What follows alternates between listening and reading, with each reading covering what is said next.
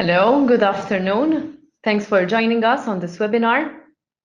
Just as a brief introduction, Chetcuti Cauchi Advocates is a law firm. We started off from Malta, but nowadays we have offices in other jurisdictions. Our specialization is centering on using European solutions, both for business relocation, but also personal relocation. I myself am the senior partner in charge of our corporate and tax practice group, and I specialize in assisting businesses to relocate from one jurisdiction to another or expand in other areas or in other continents. Together with us this afternoon, we are lucky to have Ms. Marion Zammit from Malta Enterprise, and I leave it to Marion to present herself. Good afternoon to all our listeners and to all those watching. I represent a government agency, namely Malta Enterprise. Malta Enterprise, as a government agency, is responsible for attracting and supporting foreign direct investment into Malta. Therefore, it is not just a matter of attracting the foreign direct investment, but we also help it settling and establishing itself in Malta and eventually growing and expanding. And today I will be going through a brief presentation to explain to you what is going on our island and focusing specifically on the manufacturing sector. I will start my presentation as we have been saying. This is going to focus on what is going on in the business scenario in Malta. And basically, as a landscape, to start off, Malta has a very diverse economy. I am sure that all of you are aware of where we are on the globe. We are strategically located in between the European and North African continent. And this is a very strategic and important location. Basically, we are at the confluence of major shipping routes coming in from the Strait of the Suez of the Suez Canal, and the Strait of Gibraltar, meaning that Malta has to be seen as a platform rather than as an end in itself. A platform because of the close proximity to the North African, Middle East, as well as the European markets. Some figures about Malta, as you can see, and you are probably aware, Malta is very small. Therefore, all foreign direct investment in Malta has to be export-oriented. In Malta, all our FDI is targets exports. And even though there may be some sales on the local market, one has to keep in mind that this market is rather small. When it comes to our processes and legislation, it is very important to keep in mind that Malta is a Commonwealth country. We have been a British colony for over 200 years, and therefore our legal system, as well as our education and health systems, are all based on the British models. All our laws are written in English and all business is conducted in English. We are EU member states. We have gained full accession in 2004. Our national currency is the euro. It was adopted in 2008. And we are also Schengen members. This means that we are in harmony with EU directives and regulations, as well as can avail of any funding or schemes that the EU offers to its members. In Malta, one might think that tourism is actually our main industry and our main source of income.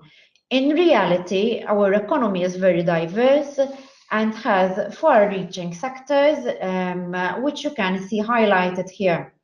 Today we will focus on advanced manufacturing, but it's worth to mention that we have other important sectors such as aviation, such as the film industry, the pharmaceutical industry, the maritime industry, as well as logistics and education.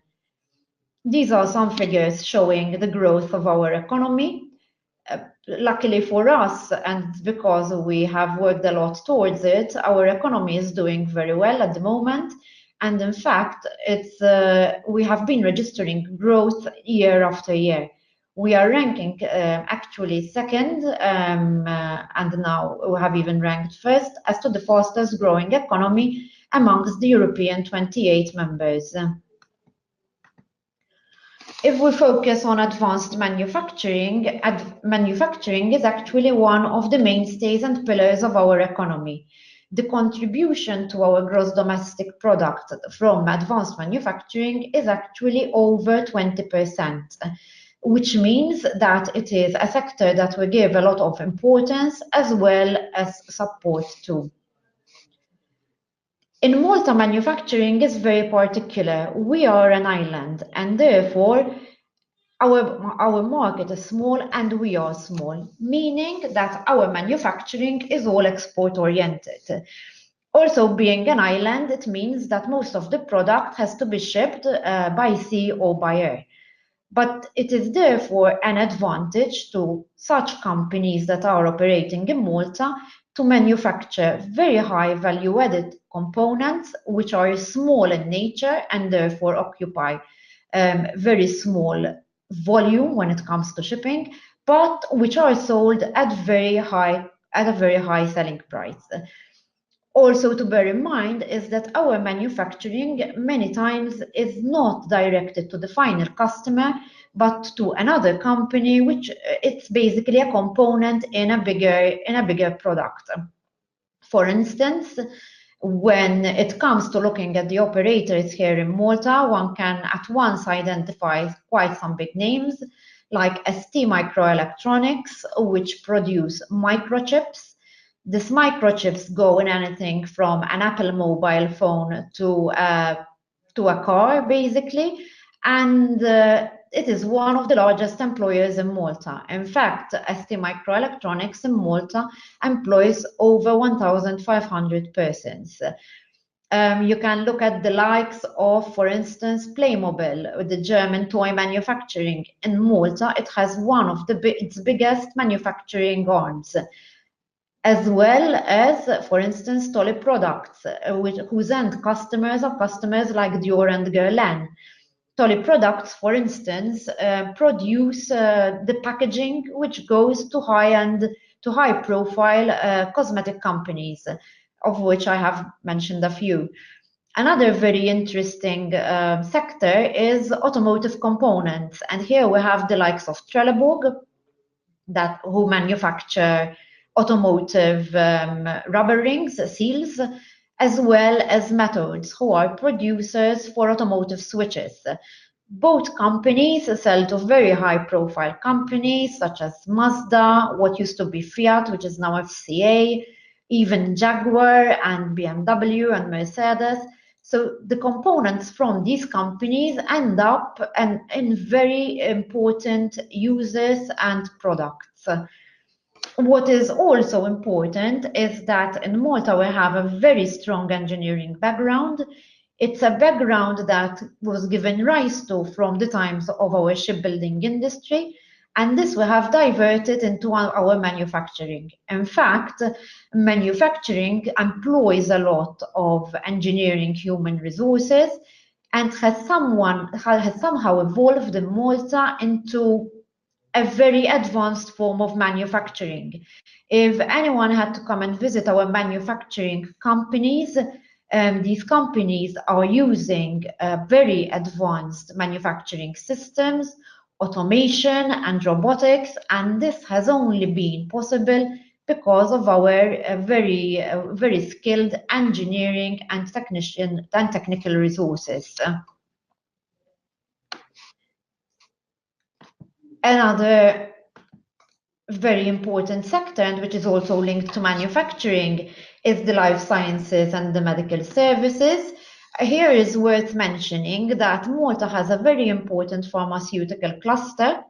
In Malta, we basically manufacture anything from active pharmaceutical ingredient to packaging and batch release. So we have the full chain of pharmaceutical activities. we are mostly concentrated about the generic industry, and that has been so for the past 16 years or so.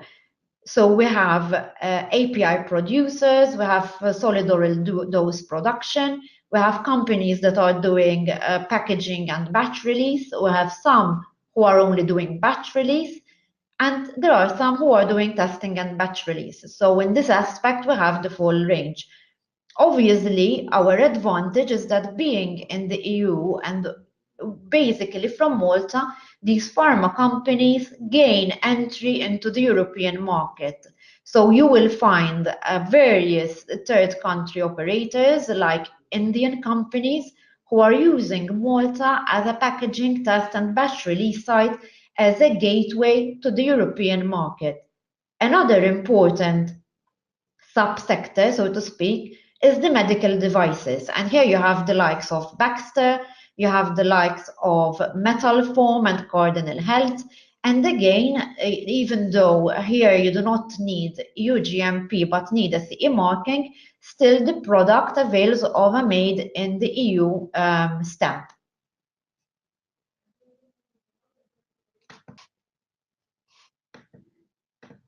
And this final slide, some of the end users from our services and manufacturing. You will at once notice very familiar logos, and these are basically end users from our manufacturing companies as well as our servicing companies. Finally, as Malta Enterprise, we offer quite a number of incentives. I'm sure that we will go into much more detail when it comes to tax incentives.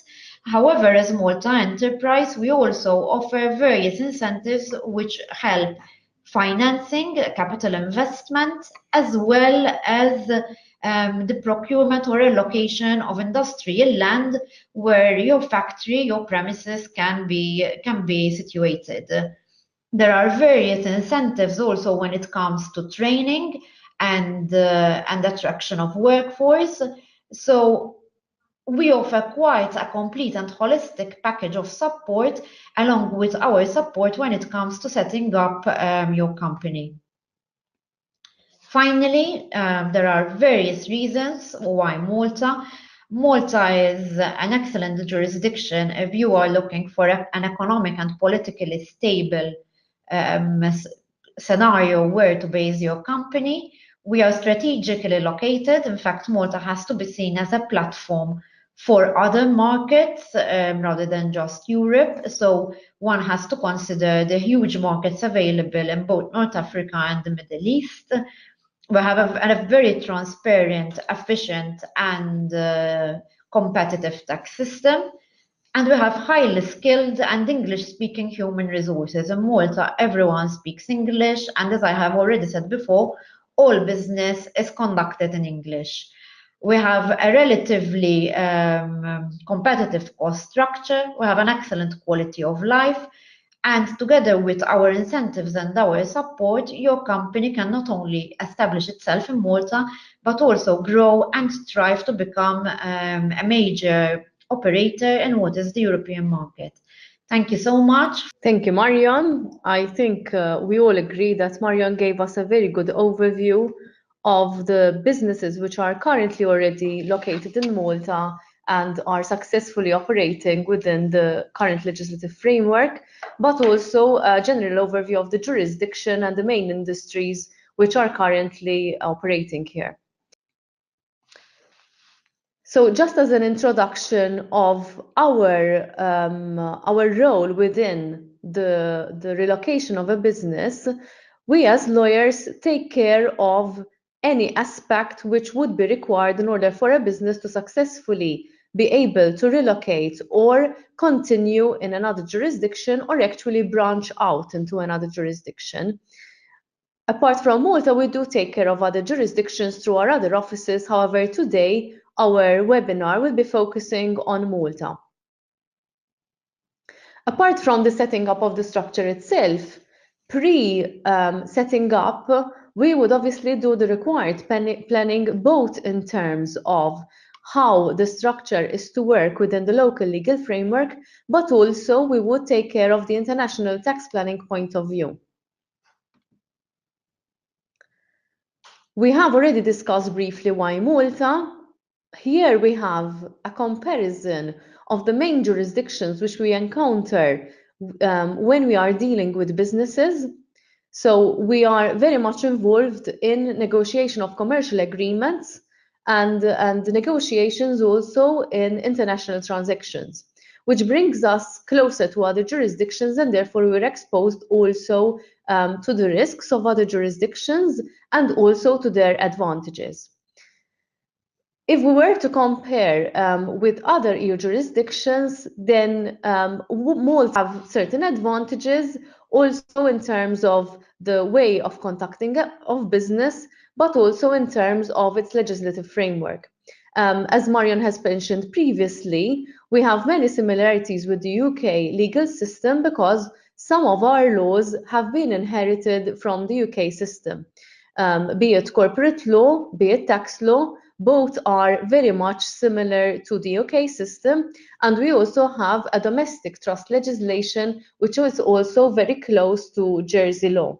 So we do have some aspects of common law which are fully integrated into our system, even though the basis of our law is civil law legislation. So we can compare both to continental jurisdictions but also to common law jurisdictions, and these are married together in a body of law which allows for businesses to thrive in this small jurisdiction.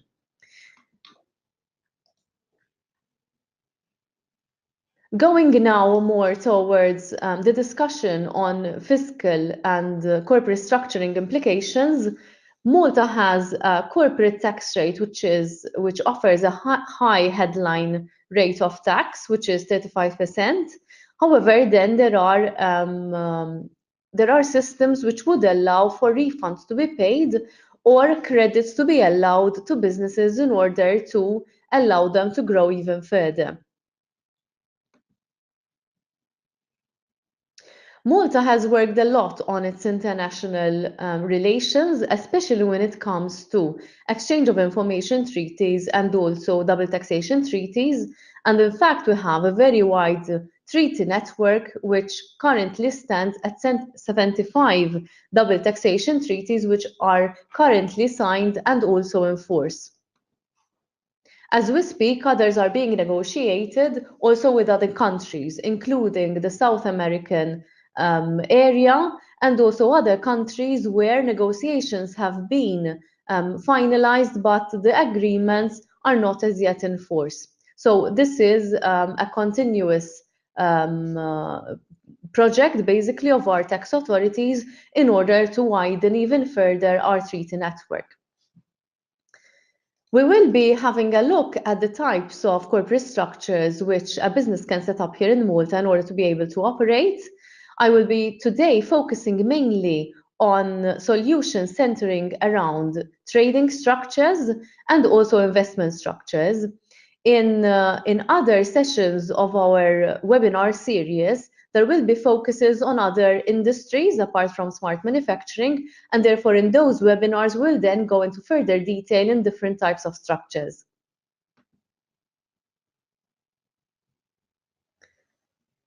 If we were to look at the implications that a UK business could potentially encounter when relocating outside of the UK, and maybe relocating to Malta or to another European jurisdiction, there are many implications that one would need to take care of. If we were to look at the implications in Malta from a tax point of view, there is facilitation of the business because although there is a very stable tax regime, there are advantages which could apply. Some advantages, for example, are the fact that we don't have a withholding tax regime, meaning that no withholding tax is levied on dividends, interest, or royalties which are paid out of Malta companies to other jurisdictions. We also have no capital or wealth taxes. There is specifically no dividend tax, and there are no entry or exit taxes on the shifting of residence or domicile, be it corporate and be it personal. The advantage with this is that if a business sets up in Malta for, let's say, a temporary period of time in order to use it as a launching pad into then another continent, this means that there are no restrictions on the exit of that business, be it fiscal restrictions or any other restrictions which might hinder a business to move further into other jurisdictions. Apart from access to the European Union directives and regulations, Malta is also a member of many bilateral and multilateral trade agreements and investment treaties. So it has also relations with non-EU jurisdictions where companies are able to trade with these jurisdictions without any unnecessary bureaucratic procedures that might be encountered if these treaties were not in place.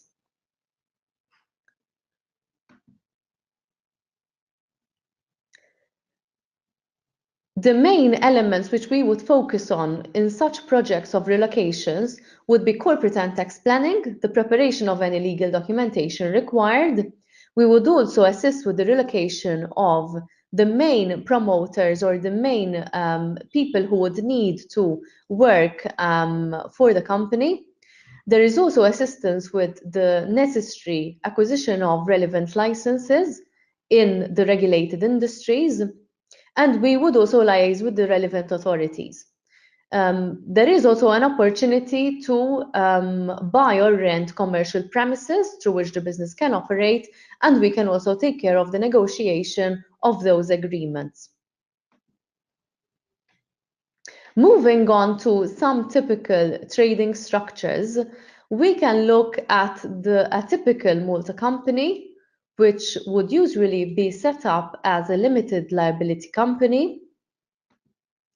There are some minimum requirements which I will be going through later on in the presentation, and these requirements center mainly around an initial share capital of €1,250 and at least one director and one company secretary. If we were to look at the tax implications of having a company operate through Malta, here we are seeing that the corporate tax rate is that of 35%. Meaning that in a very simplistic scenario, if we have a net income of €100,000 after expenses are deducted, a 35% tax rate is payable. And therefore €35,000 is paid to the Inland Revenue Department with the opportunity of getting a refund of 30%, that is €30,000, payable to the shareholder on condition that a dividend is paid to the shareholder. This would give us a net effective tax rate of 5%. So although the headline tax rate is quite high, the effective tax rate is only 5%. This applies to any type of industry, so it is not restricted to only one type, and which I have been working on for the last 20 years. So it's a system which has been tested. The refunds are being applied for throughout the years, and therefore it's something which we have been seeing in practice. Many of the clients ask us, how come a government gives a refund? This is easily explainable from our end, because if we were to look at our jurisdiction, this system of attracting foreign direct investment is very important for the jurisdiction, and therefore it is very important also for the government to give certainty that this will take place. It is a guaranteed system in our law, which means that it is not something which is discretionary, but it is something which, once applied for within the time period allowed for it, then it would be paid. What we have seen is the most simplistic of structures, operating through one operational company. The other solution, which is very common as well, is a dual-tier structure, where we would involve a holding company in order to hold the shares in the Malta entity. As I have said, this is very commonplace, especially because of the fact that we would try to structure the investment through Malta and even at a holding company level protect the assets here in Malta. So that if a business in the future requires further reinvestment, the funds would not have gone out of the jurisdiction and back into the jurisdiction, but they would be still in the same structure and therefore they wouldn't have suffered any additional taxes. The advantage with having a holding company is therefore that through our legislation we are able to apply what is called the full imputation system, meaning that any tax which would have been paid already at the operational company level is again attributed to the holding company level, and therefore we protect the 5% net effective tax rate. The shareholder can still choose to distribute any funds upwards. Of course, the shareholder doesn't have to be an individual. It could be another company, it could be a multinational, and it could be based anywhere. So Malta structures are have their ownership throughout the world. Lately, I have seen also the statistics of the companies which have been set up in Malta, and luckily we are not dependent on any one jurisdiction or any one continent. So it's very mixed in terms of the investment which we receive from outside of the island.